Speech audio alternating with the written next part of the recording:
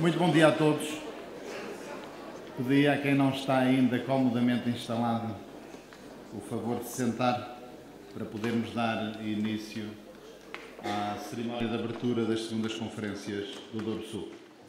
Excelentíssimo Sr. Presidente da Associação de Municípios do Val do Douro Sul, caro colega Engenheiro António Borges, caros colegas presentes de Câmara, caros colegas de vereação, vereadores, presidentes de junta, Sr. Presidente da Turismo do Douro, Sr. Presidente e caro colega de direção da Beira Douro, Associação de Desenvolvimento Regional, Sr. Engenheiro Carlos Duarte, vogal da Comissão Diretiva do CREN,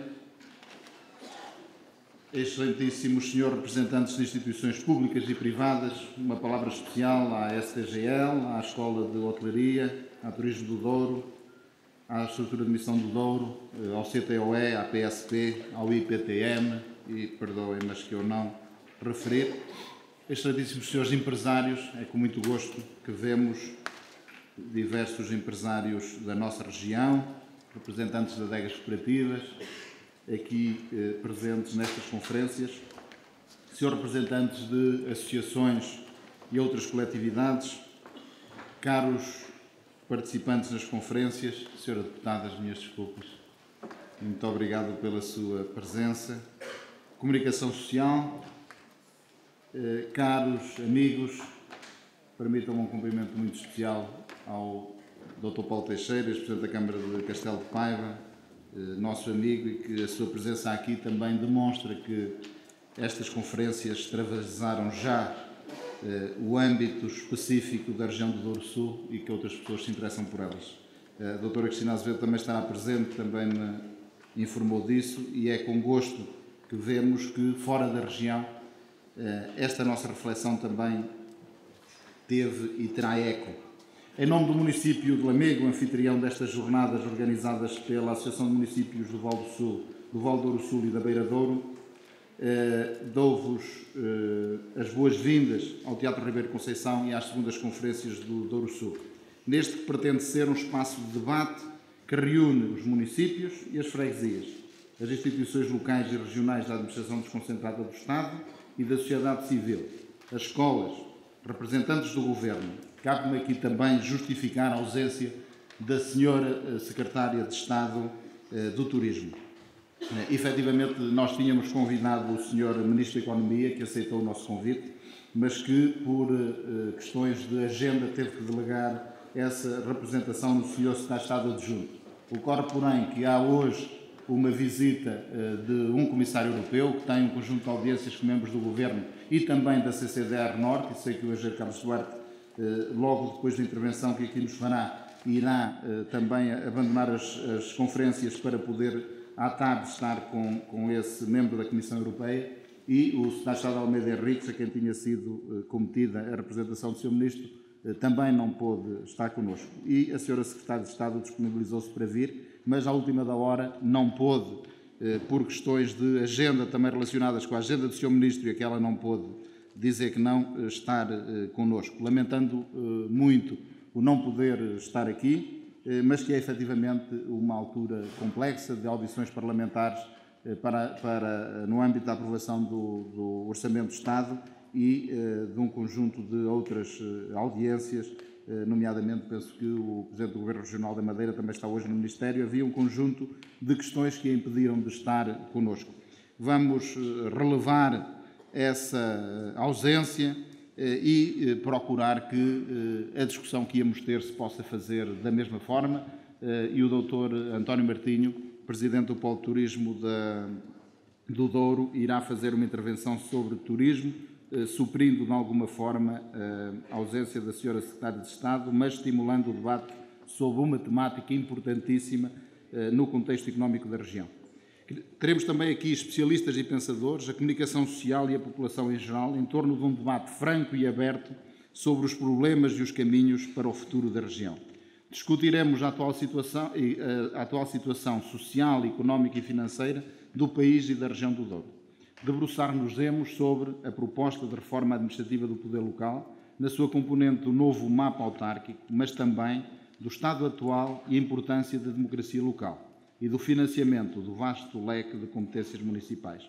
Sejam por isso bem-vindos, é com enorme prazer e orgulho que vos recebemos nesta vossa cidade de Lamego.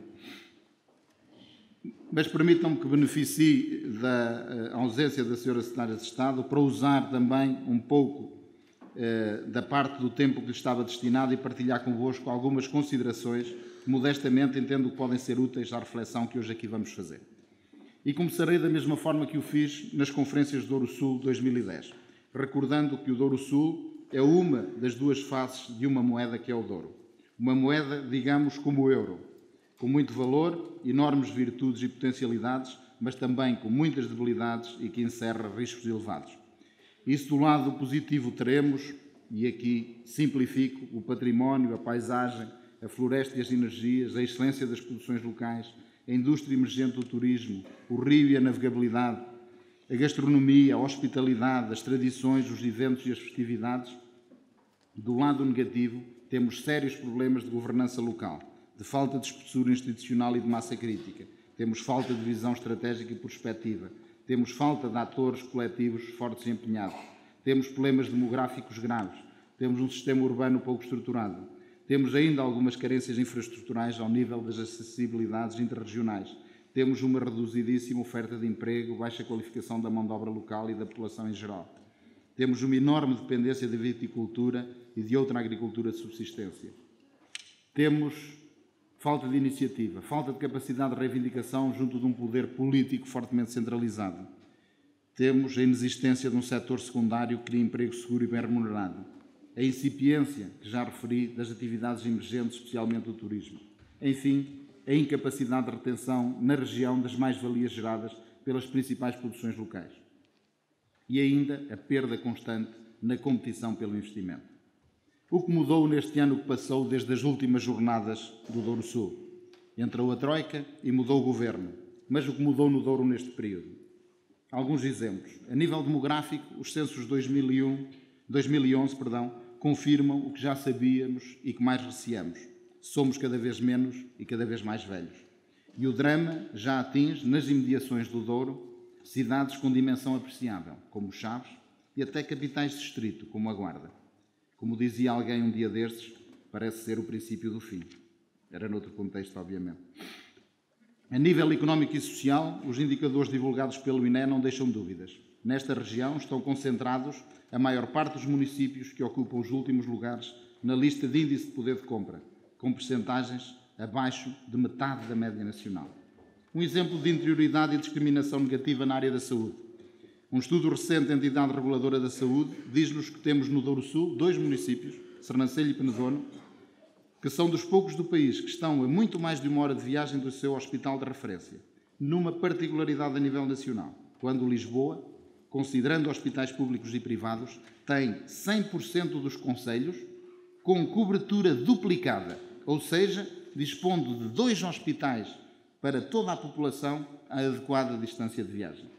Mas vejamos outros dados. Produzimos um dos produtos mais importantes e conhecidos no mundo, o vinho do Porto. Mas o que significa isso no conjunto das exportações regionais? Em 2010, segundo dados da AICEP, o Douro só exportou 44 milhões de euros, contra 75 milhões e meio em 2006. Isto não é aceitável de forma nenhuma. O PIB regional é de 2 mil milhões de euros no Douro, contra 47.700 milhões no Norte e 168 mil milhões a nível nacional, dados de 2009. E a nível do turismo? Qual a performance do destino da excelência que queremos ser? 50 mil dormidas de estrangeiros em 2009, contra mais de 1.739.000 no Norte e 23 milhões em todo o país. Gostava de salientar que, apesar de tudo, Lamego e o Douro Sul têm uma boa percentagem destas 50 mil dormidas. Temos que concluir que somos apenas um pequenino grão de areia e que, se queremos ser um rochedo inquebrantável, temos que crescer e fazer mais e melhor. Mas analisemos o enquadramento social, institucional e regulamentar. Estamos melhor hoje do que há um ano atrás? As nossas instituições estão mais fortes, mais ativas e respeitadas? Iremos brevemente celebrar os 10 anos da classificação do Douro como Património da Humanidade. Qual o balanço que podemos fazer da atribuição deste importante galardão? além do espartilho que constitui a todo e qualquer esboço de investimento que se queira fazer na região, o que mais resultou da classificação. Os presentes fazem ideia de que temos projetos nesta rua de entrada a Cardoso Avelino que está em completa ruína, que estão condicionados pela área de proteção, a Zona Especial de Proteção ao Alto Douro Vinheteiro. Estão a ser impedidos por força da vinculação a uma zona de proteção que até o próprio IGESPAR, a entidade que gera o património nacional e, por inerência, o património mundial, acha despropositada e excessiva. E na fileira do vinho, que dizer de um setor que vai da mais pura excelência diretamente ao nível mais medíocre que se possa imaginar, sem qualidade ou, mesmo quando tem qualidade, sem estratégia comercial e resultados financeiros adequados. Só posso concluir que o Douro está a um passo do abismo e, como todos os seres desequilibrados, sabemos que quando está nesta situação tem tendência para dar um passo em frente. Penso que hoje temos a consciência clara de que precisamos de um olhar atento à forma como nos governamos e deixamos governar, de parar um pouco e refletir. Por isso devemos aceitar o forte desafio que a reforma da administração local nos coloca pela frente. É o que faremos com a discussão que de tarde aqui teremos com o Sr. Secretário de Estado da Administração Local, colocando sem problemas nem receios as dúvidas que nos assolam. Eu tenho algumas. Desde logo, tomando como base a Carta Europeia da Autonomia Local, é forçoso concluir que algumas das medidas previstas no documento verde da reforma da administração local são fortemente lesivas da autonomia local. Aplica-se esta crítica ao condicionamento previsto quanto à definição da orgânica e do número de chefias municipais, quanto à redução das receitas municipais, quer no seu quantitativo, quer na sua diversidade. No que concerne à democracia local, entende-se que qualquer redução dos deputados municipais deve decorrer da resposta à seguinte questão: quantos eleitos são necessários para representar uma comunidade? E quantas assembleias municipais têm representações de minorias, sejam políticas, étnicas ou religiosas? Quanto aos executivos monocolores, convém antes de mais esclarecer os conceitos. O que é que são executivos homogéneos ou monocolores? No que se refere à prevista transferência de competências e de recursos dos municípios para as freguesias e dos municípios para as CIM, as comunidades intermunicipais, facilmente se conclui tratar-se de um ataque ao municipalismo, à capacidade, dimensão e competência dos municípios. Portugal precisa de descentralização e de municípios mais fortes. Este documento verde propõe o caminho oposto. Não sendo vontade do Governo regionalizar o país, sabemos que não é, então que descentraliza a administração. Que sejam transferidas para os municípios as competências, as estruturas, o pessoal e o financiamento dos serviços da administração central com base municipal. Que sejam transferidas para as comunidades intermunicipais as competências de caráter supramunicipal atualmente detidas pela administração central ou administração desconcentrada do Estado no território. Esta seria uma reforma com significado e futuro para o país. Retirar competências aos municípios só se compreende numa ótica de os enfraquecer, esvaziar de recursos e de interesse para as populações, com vista a, num futuro próximo, lançar um processo maciço de extinção ou fusão de municípios. Fará sentido fazer esta reforma sem alterar a lei eleitoral e os círculos eleitorais para a Assembleia da República, reduzindo o número de deputados, criando círculos uninominais, instituindo a limitação de mandatos e um adequado sistema de impedimentos e exclusividade do exercício de funções parlamentares? Qual será o interesse do estudo que esta reforma prevê ser feito em 2 CIM piloto? Que resultados se tirarão em 4 meses de experiência face a uma tradição municipal com séculos de história e décadas, as últimas do período democrático, de enormes serviços prestados à qualidade de vida das populações? Que vantagens e inconvenientes haverá na agregação de freguesias? Questiona-se se o critério de tipologia utilizado pelo INE para classificar as freguesias em rurais, medianamente urbanas e predominantemente urbanas é uma base sólida para esta reforma. No nosso entender, não é. Parada do Bispo tem 149 habitantes, terá que passar a ter 5.000. Se não está cá, se o Hernani concordar, anexamos Armamar e o problema fica resolvido. De outra forma, não há 5.000 habitantes para que uma freguesia que é medianamente urbana por critérios de densidade possa passar de 149 habitantes para 5.000. De que maneira as freguesias agregadas verão mantida a sua identidade, a sua toponímia e a sua história e cultura? Há aqui uma contradição evidente entre esta afirmação e a de que as freguesias agregadas darão origem a novas entidades com nova designação. Finalmente, interessa perceber o que acontecerá nos termos do documento às freguesias que recusem agregar-se. Sendo que as freguesias são autarquias locais com ação supletiva em relação à ação municipal, O que acontece se as freguesias se recusam a agregar com outras? Serão agregadas por imposição legal ou podem ficar sem órgão de gestão a esse nível, portanto exclusivamente sob responsabilidade municipal? Estas são algumas das questões que eu pretendo ver respondidas no debate que hoje aqui teremos. Antes de terminar, e para quebrar um pouco a rudeza da análise apocalíptica que aqui fiz sobre o nosso Douro, deixem-me contar uma anedota. E hoje, para quem já me ouviu antes, nem vou contar a anedota do cego, nem a anedota dos caranguejos. Vou contar a anedota do leão que se foi queixar ao juiz da selva de que a vida era muito dura, muito difícil, que se passava muita fome naquela selva e que a culpa era da gazela. Mas porquê é que a culpa é da gazela? Perguntou o juiz. E responde o leão. Porque ela corre muito, não se deixa caçar. Bom, pois é. Muitas vezes o Douro, isto é, todos nós, pessoas e instituições, fazemos como o leão. Exibimos a juba com orgulho, mas ficamos indolentes e queixosos, sem força nem ânimo para perseguir um futuro melhor.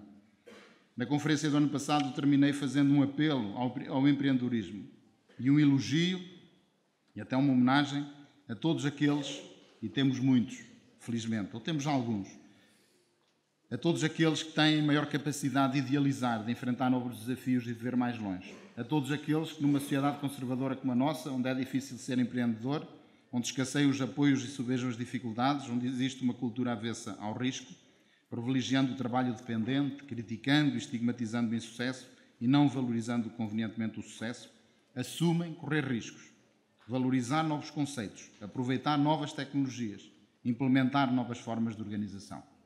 Hoje quero terminar com um apelo mais coletivo e geral e começa com esta questão. Quais são os fatores mais relevantes no desenvolvimento e progresso de uma civilização ou de uma comunidade?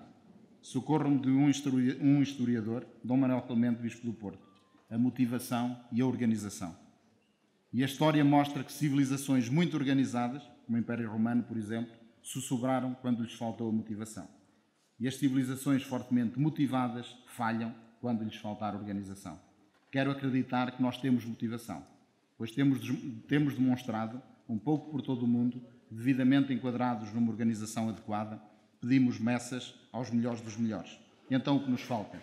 Falta-nos a organização para também sermos bons na nossa própria casa. E não podemos esperar que alguém venha organizar a nossa casa por nós. Nem o Governo, nem a Troika. Só nós o poderemos fazer.